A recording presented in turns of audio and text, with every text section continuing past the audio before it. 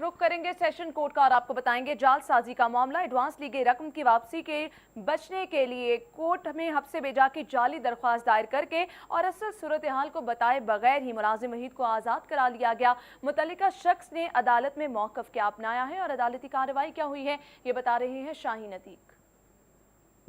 जी, session court में मुख्तलिफ अदालतों में इस वक्त एक ऐसा गिरोह सरगर्म है जो जालसाजी के ज़रिए लोगों को हब्से बेजा की दरखास्तें यहाँ पर रिट दायर करने के बाद यहाँ से जो है वो रिहा करा कर जो है वो ले जाता है। मुख्तलिफ हडियाला के ज़िम्मेदार हैं जो यहाँ इस वक्त मोहम्मद असलम खान इंसाफ के लिए मौजूद है, जिनका कहना ये था कि मैंने एक मुलाजिम वहीद नामी शख्स था जिसको मैंने अपने पास मुलाजिम रखा, 50,000 रुपये उसने मुझसे एडवांस ले लिए। उसके बाद मैं अपने ऑफिस किया और वहाँ से मालूम हुआ कि बैलअप भी आया और वो उसको ले गया और अदालत में पेश होकर उसको रिहा भी करवा दिया गया है। मैं यहाँ पर इंसाफ के लिए आया, मुझे इंसाफ चाहिए। मेरे पास इस वक्त यहाँ पर मोहम्मद असलम मौजूद हैं, हम उनसे इस वाले से बात करते हैं। असलम साहब, ये बताइएगा क्या फ्रॉड हुआ आपके साथ?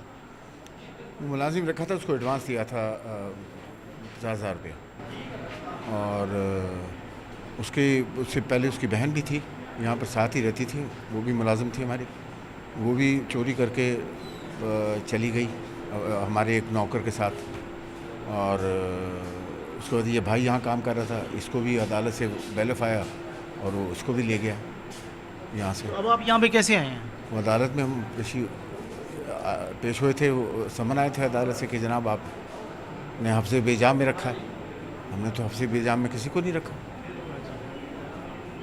तो जी, आपने मोहम्मद असलम खान जो है जो ज़िम्मेदार थे जिनके घर में बैलफ ने रेड किया और वहाँ से वहीद नामी शख्स को जो है वो बरामद करके अदालत में पेश कर दिया। मेरे पास इस वक्त यहाँ पर बाबर अली एडवोकेट मौजूद हैं, हम उनसे इस हवाले से बात करते हैं जिन्होंने मोहम्मद असलम खान को यहाँ पर अदालत में पेश किया। अदालत में क्या कार्रवाई हुई वो हम उनसे जानते हैं। आप ये बताइएगा कि क्या अदालत में कार्रवाई हुई और ये क्या केस क्या है कि वो यहाँ पर आया, खुद ब खुद ही आया और जमा अपना रिहा के भी चला गया? असल जी ऐसा है कि जी इन्होंने कोई एक मुलाजम जो है इनके पास आके कुछ दिन पहले कोई मुलाजम आया जो इन्होंने रखा है और उसे 50,000 रुपये एडवांस दिया है। और ये एक ऐसा मतलब फ्राडिया ग्रुप है। इन्होंने क्या किया, 50,000 एडवांस लेने के बावजूद जो है हेबियस की जो पिटिशन दायर कर दी और ताकि हमें रिलीज़ कर दिया जाए। और कोर्ट्स के पास 491 के तहत वही इख्तियार है कि कोर्ट जो है वो रिलीज़ कर देती है।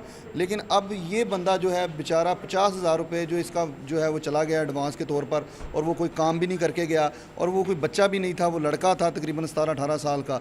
और इनके साथ जो है वो पूरी एक प्लानिंग के तहत जो है वो फ्रॉड हुआ और फ्रॉड करके जो है वो यहाँ से अदालत से रिलीज़ भी हो गया, 50,000 रुपये भी चले गए और जो कुछ इन्होंने पहले कोई उसको तनख्वाह वगैरह भी दी थी वो भी चले गई।